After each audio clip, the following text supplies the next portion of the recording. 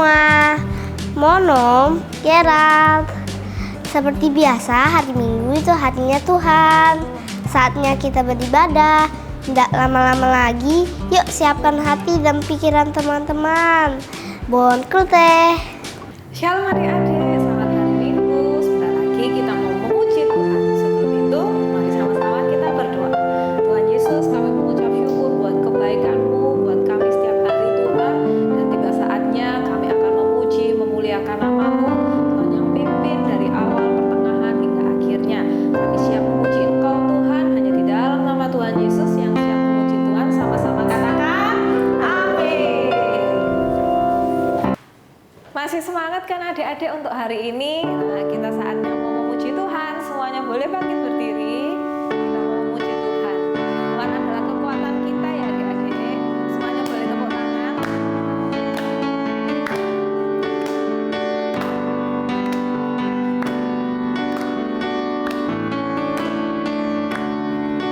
Tuhanlah kekuatan dan mazmurku.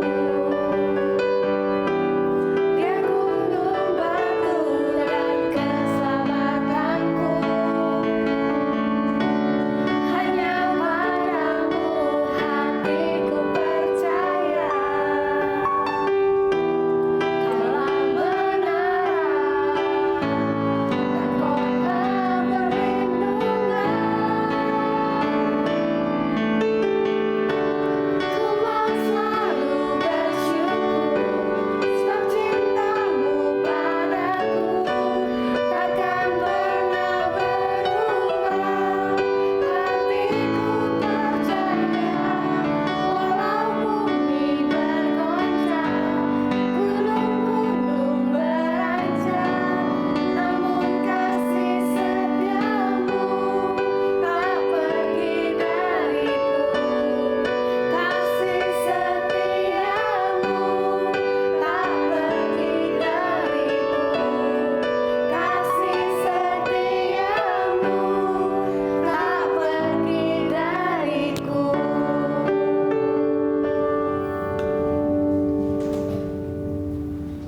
Masih sukacita kan adik-adik? Nah, kita percaya bahwa Tuhan kita itu sanggup ya. Semuanya tepuk tangan.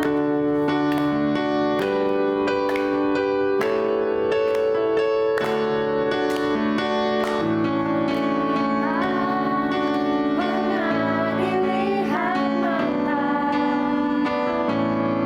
tak pernah didengar telinga, dan tak pernah timbul di dalam hati.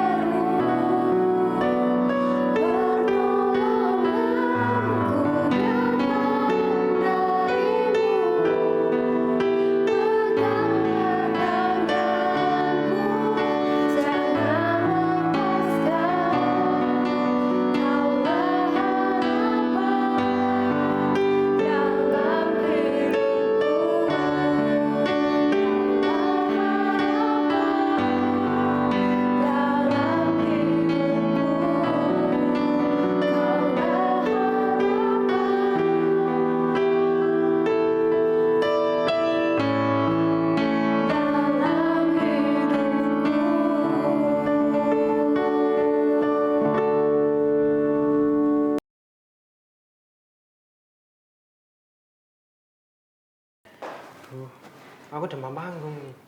Mau presentasi di depan lagi, gimana ya? Loh, kamu ngapain di sini? Malah muter-muter, ngoceh-ngoceh lagi. Ini loh, aku takut kalau misalnya presentasi di depan, nanti ngomongnya bahasanya gak lancar, atau gak jelas gitu. Gimana ya? Kamu takut ya?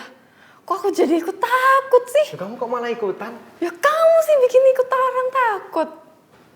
Aduh, ayo Glenn, waktunya presentasi. Kamu juga ngapain ikut takut? Ya ini Glenn nggak tahu.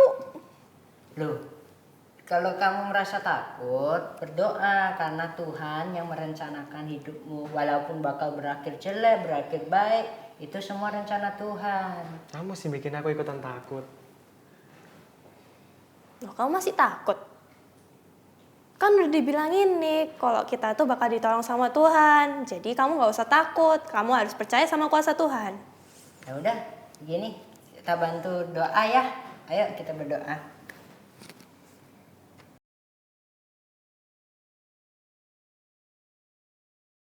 Wah, adik-adik keren banget ya. Tadi kita bisa melihat Nico membantu menenangkan Catherine dan Glenn sebelum mulai presentasi. Nah, kalian juga harus ingat sama kisah ini ya. Ketika kalian juga menghadapi masalah yang sepertinya tidak bisa terselesaikan, kalian bisa berdoa kepada Tuhan. Sebab hanya Tuhan yang bisa memberikan kuasa dan juga kekuatan buat kita semua. Nah, sekarang waktunya dengerin firman Tuhan dulu nih. Yuk kita dengarkan bersama-sama. Musa, seorang penyelamat, lahir.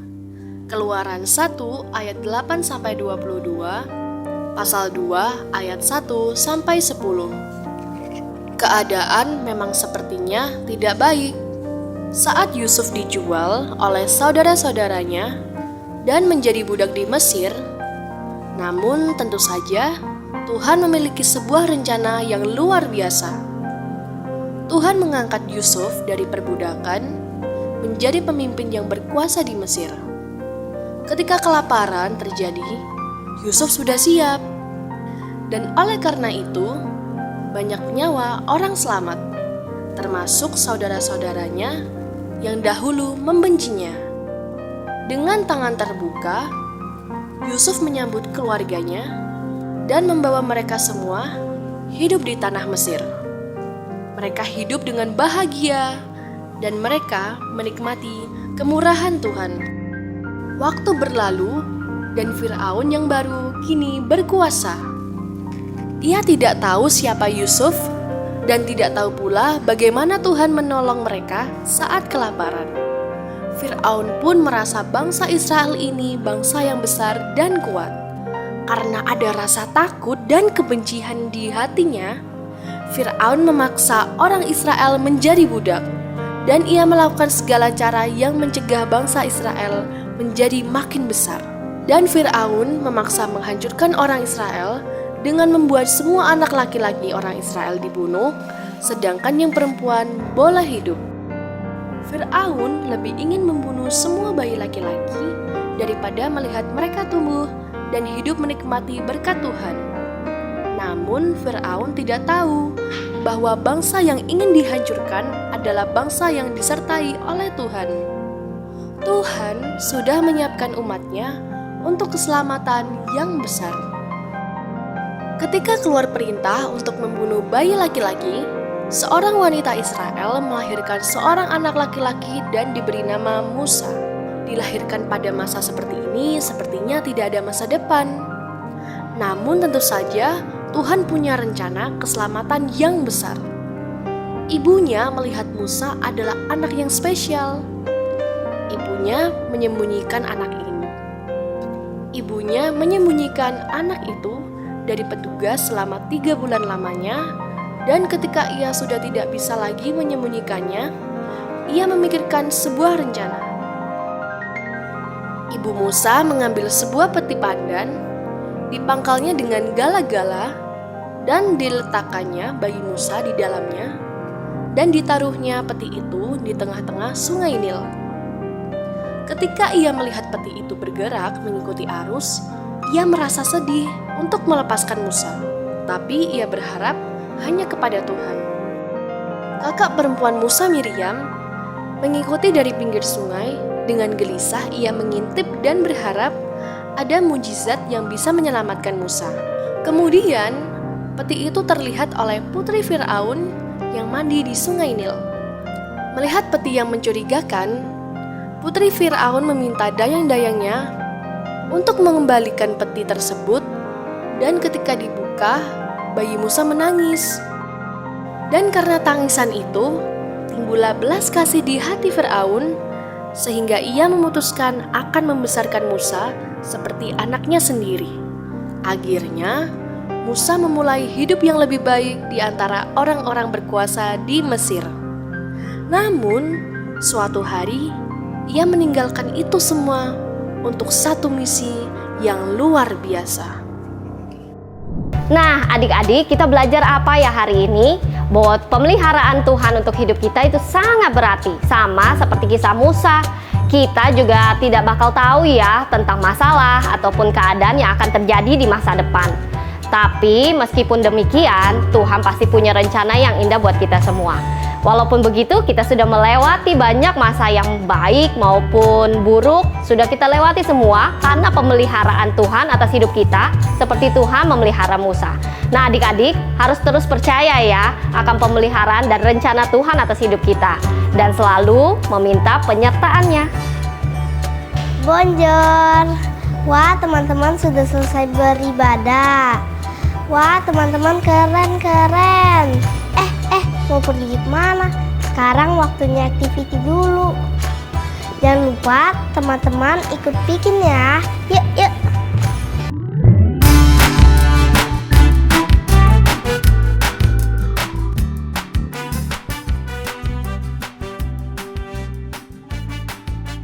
Shalom adik-adik semua, gimana nih kabarnya kalian? Pasti baik-baik saja bukan? Semoga adik-adik selalu diberkati Tuhan dan sehat selalu.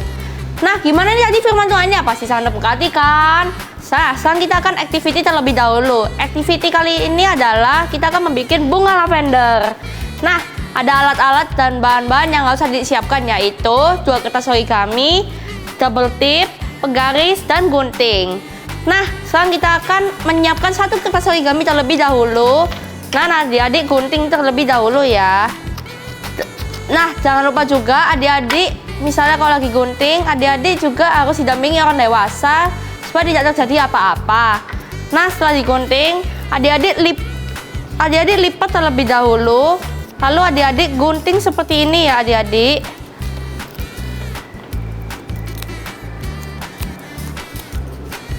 Setelah adik-adik gunting, adik-adik bisa kasih double tip di sini supaya bisa ditempel. Nah, setelah itu adik-adik siapkan 1 kertas origami lagi untuk membuat batangnya. Digulung kecil-kecil saja ya adik-adik. Seperti begini. Nah, sudah jadi nih hasilnya. Jadi begini hasilnya. Nah, gimana nih? Pasti seru kan activity kali ini? See you dan God bless you adik-adik.